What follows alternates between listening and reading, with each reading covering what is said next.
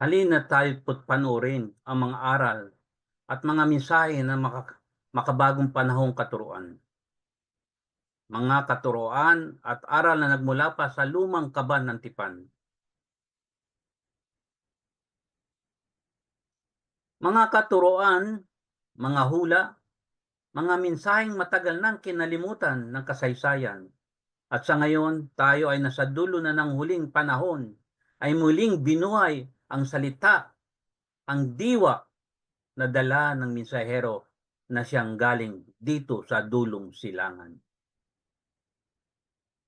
Mga kalamang lumipas, libu-libong taon na ang nakaraan.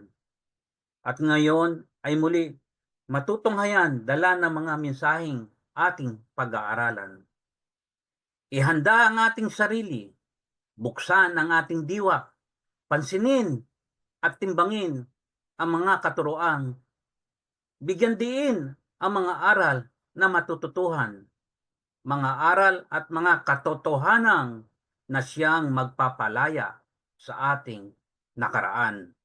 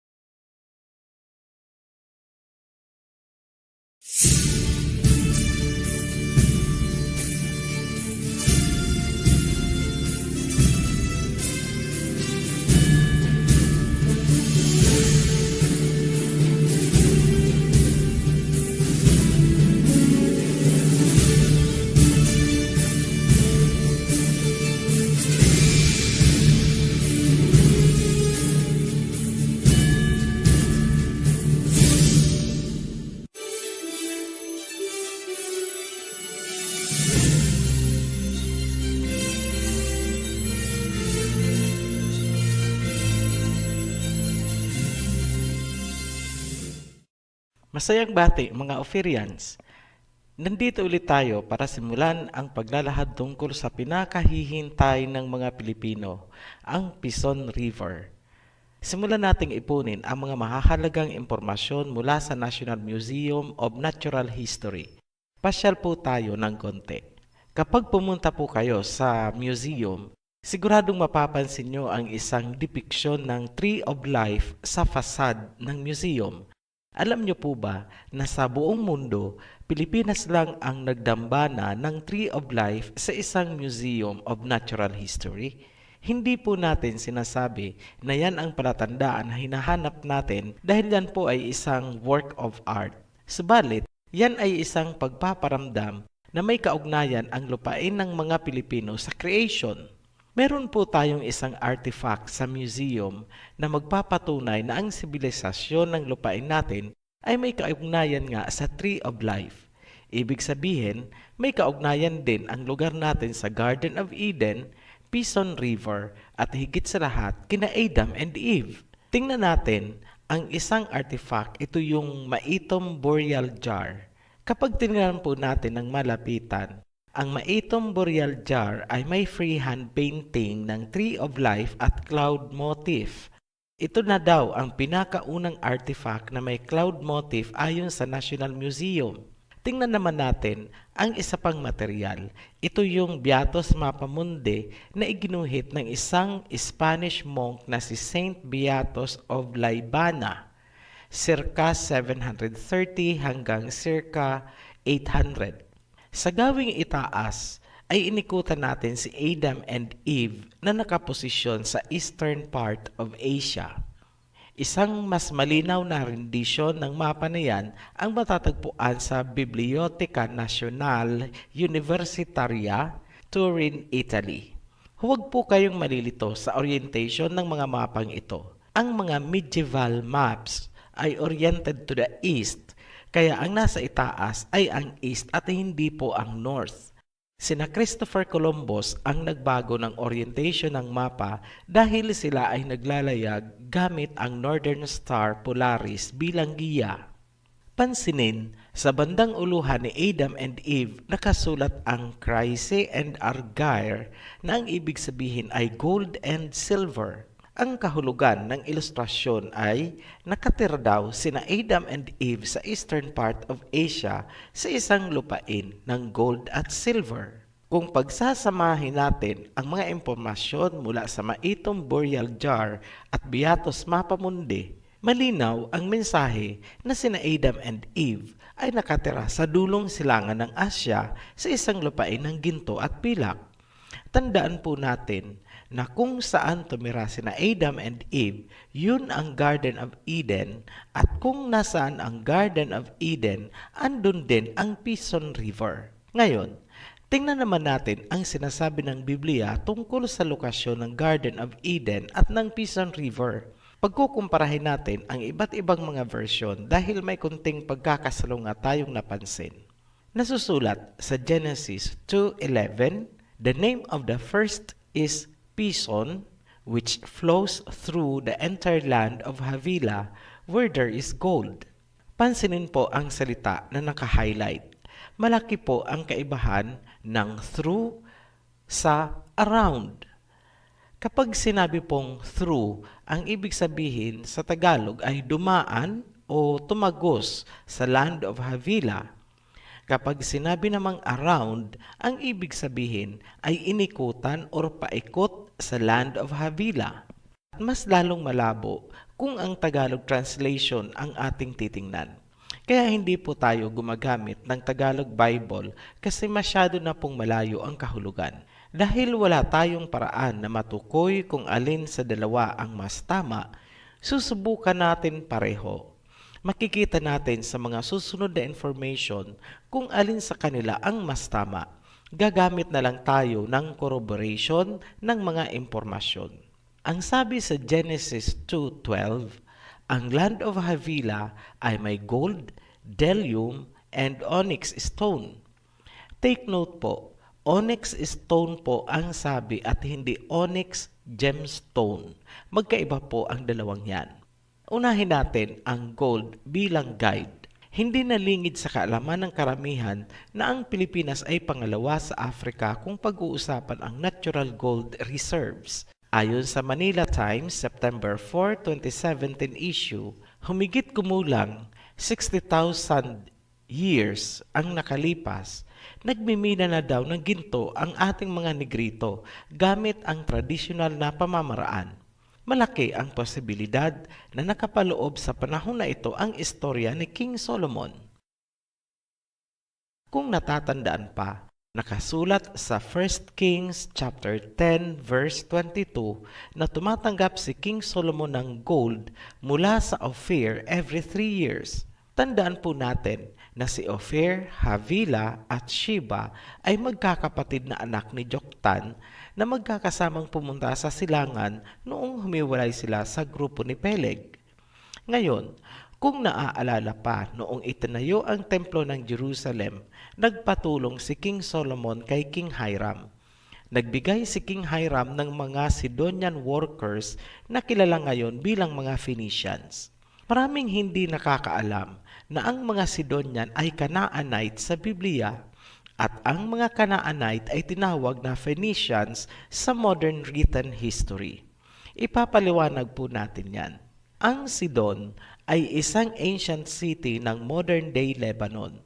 Ayon sa research na isinagawa ng Wellcome Trust Foundation, napatunayan na ang Sidonian people ay mga Canaanites at ang mga Canaanites ay tinatawag na Phoenicians. Sa makatuwid, ang mga Sidonian workers na napag-alamang mga Canaanite ay mga Phoenicians ayon sa Ancient History Encyclopedia. May katibayan ba na ang mga Sidonian workers na tumulong sa pagtatayo ng templo ni King Solomon noon ay nakarating nga sa Pilipinas? Kung titingnan natin ang mga pangyayari, malaki ang theoretical possibility na ang Iskaya tribe ng Bohol ay remnants ng mga Sidonian workers ni King Hiram at King Solomon. Ayon sa kanilang mga ninuno, ang kanilang lahi ay mga workers noong itinayo ang templo ni Solomon. Pero, Bakit nandito sila sa Pilipinas? Ayon kay Jess Terol, isang Filipino historian, ang Iskaya ay galing sa Sumatra.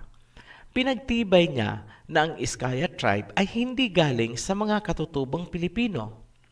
Kapansin-pansin din ang kaibahan ng kanilang kultura, lengguwahe at pagsusulat.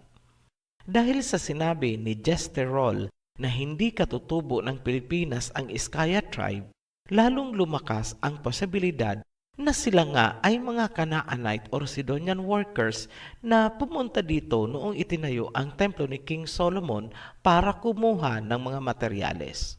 Ayon sa Biblia, ang mga tao ni King Solomon ay nanggaling sa seaport ng Ezion Geber at sila ay pumunta sa Parvaim. Ang salitang Parvaim ay galing sa Sanskrit word na Purva na ang ibig sabihin ay East or Orient. Kung titingnan natin sa mapa, galing tayo sa seaport ng Ezion Geber, papuntang Orient, dadaanan natin ang India. Pwedeng pumasok sa Ganges River na mas ligtas na daanan at paglabas ay Sumatra na. Kaya naaayon at natutugma pa rin ang sinabi ni Jesterol. Ngunit, dahil sa impormasyon na ang Iskaya ay mga trabahador ng templo ni King Solomon, lumalabas na hindi talaga sila taga Sumatra. Ang kanilang pinanggalingan ay mas malayo pa at yun ay Israel at Canaan. Sasabihin nyo, ito ay isang espekulasyon ni Ophirian. Ngunit kahit sinong tao na may matalas na logic, makikita niya ang napakalaking posibilidad na ating ipinapakita. Nasa pagtatalakay pa rin tayo ng gold ng lupaing ito bilang isa sa pagpapatunay na ang ginto ng Pilipinas ang tinutukoy sa Genesis bilang marker ng Land of Havilah. Tingnan natin ang kasaysayan ng Pilipinas na may kaugnayan sa ginto. Ayon kay Antonio Pigafetta, Italian chronicler ni Magellan, saganang-sagana daw ang ginto sa lupa mula Luzon, Visayas at Mindanao. Hindi nakapagtataka kung bakit ang mga ninuno natin ay may naglalakihang alahas na ginto kahit ang mga nasa pinakamababang antas ng lipunan. Ang sinasabi ni Pigafetta ay sumusuporta din sa Torin Beatus Mapamundi. Ang mga ninuno natin ay ipinakita sa Boxer Codex na nakasuot ng naglalakihang gintong alahas. Kasalukuyang nakalagak ang Boxer Codex sa Lilly Library ng University of Indiana, Bloomington. Isang pagpapatunay sa sinabi ng Boxer Codex ay ang Surigao Treasure na kasalukuyang nakalagak naman sa Ayala Museum. Sobrang madami pong materyales tungkol sa ginto ang lupaing ito. Hindi na po natin ilalagay lahat dahil ang focus natin ay ang Pison River. Pag-uusapan naman natin ang Delium. Ito ay isang kontrobersyal na salita dahil sa magkakaibang pakaintindi o pagpapakahulugan kung ano talaga ang Delium. Pansinin po natin na ang Delium ay isinalin bilang aromatic resin ng iba't ibang versions ng Biblia. Ngunit ano ba talaga ang Delium? Ayon sa Rashi, Midrash at Encyclopedia Judaica, Volume 3, 2nd edition, ang Delium daw ay isang uri ng precious stone. Ganon din ang sinasabi ng online Jewish Encyclopedia. Ayon naman sa Exodus chapter 16 verse 14, ang manna from heaven at ang Delium ay magkakulay at sinabing ang manna ay parang frost on the ground. Ang frost ay parang flakes na kulay puti. Ang sukat naman ng frost ay parang coriander seed ayon sa Numbers 11 verse 7. Ibig sabihin, ang Delium ay kulay puti na kasing laki at kasing hugis ng coriander seed. Ang paglalarawan na yan ay tumutugma sa karaniwang kulay, hugis at laki ng perlas. Ayon kay Saadia Ben Yosef Gaon, isang Jewish philosopher, ang Delium ay pearl, sa Tagalog, perlas. Marahil ay Alam ng Ama na darating ang panahon na magkakaroon ng mga synthetic pearls ang ibang bansa. Kaya inihanda ng kalikasan na magkaroon ang Pilipinas ng hindi pangkaraniwan at hindi mapapantayang delyum.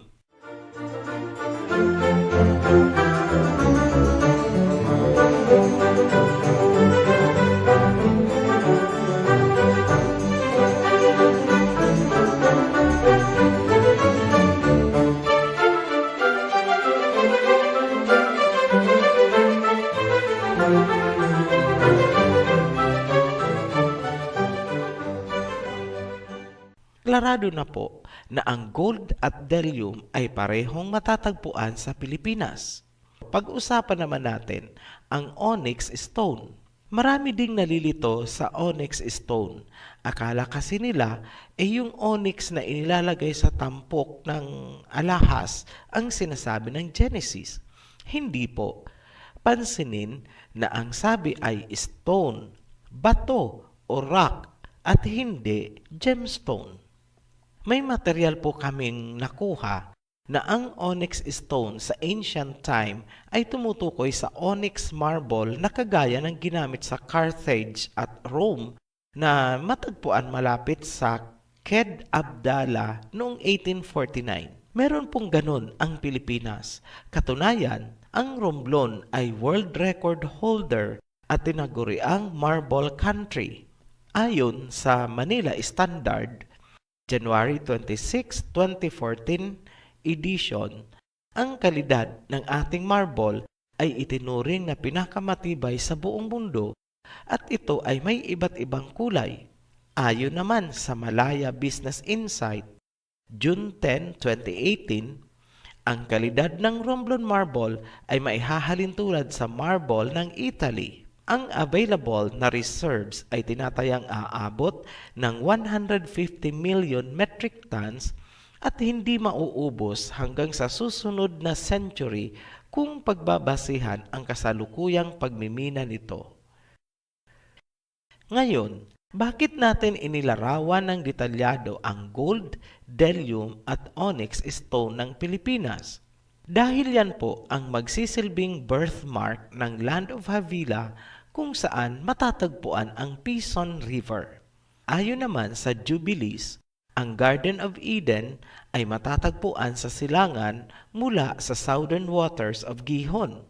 Napag-alaman natin sa mga nakaraang video na ang Gihon ay nasa Africa. Mula sa pinakadulo ng Gihon sa south, susundan natin ang boundary ni Shem papunta sa silangan kung saan dadaanan nito ang Mountains of Fire papunta sa Garden of Eden. Ito po ang pinakatimog na bahagi ng Gihon. Sa lugar na yan, lumiko ang boundary ni Shem papuntang east o silangan at siya ay dumaan sa gunong api or Mountains of Fire ng teritoryo ni Ham. Tinutumbok niya ang Garden of Eden. Wala nang ibang lupain sa lugar kundi Pilipinas. Ang boundary ay hindi pa natin mapagtitibay sa parteng ito dahil hindi pa po natin na ilalatag ang teritoryo ni Shem, Ham, and Japheth ayon sa pagkakahati ni Noah. Bigyan nyo lang po kami ng konting leeway o panahon dahil matapos itong river series, isusunod naman natin ang mga teritoryo ng mga anak ni Noah. Balikan natin ang Pison. Hindi natin ito maa-appreciate ng mabuti kung hindi natin ibabalik sa dating anyo ang isang bahagi sa pagitan ng North Pole at Pacific Ocean. Yan ang Bering Strait. Bago pa tumaas ang sea level, ang lupain ng Russia at Amerika ay magkarugtong. Ngunit dahil sa pagtaas ng sea level, ang land bridge na nagdurugtong sa kanila ay natabunan na ng tubig at naging tagusan na ang Arctic at Pacific Ocean. Sa makatuwid, noong mababa pa ang sea level, sarado pa ang Bering Strait at ang tubig ng Arctic Ocean at Pacific Ocean ay hindi naghahalo. Ang tanging daan papunta sa Arctic Ocean sa North Pole ay sa pagitan lamang ng Europe at Canada. More specific, sa Norwegian Sea. Sa ating pagbabalik, sisimulan na po nating i-plotting ang Pison River. Para hindi po kayo mahirapan sa paghahanap ng mga karugtong na video, subscribe po kayo at puntahan lang ang playlist kung saan magkakasama na ang video tungkol sa Rivers of Genesis. Maraming salamat po and see you again, Ophirians. Be blessed. Marami pong salamat sa inyong panonood. At kung meron po kayong natutuhan, please share the video link. At kung may mga katanungan na nais malaman, please contact ang link na nasa ibaba nito. Maraming pong salamat. Sa muli, pumayo po tayo ng may kapayapaan.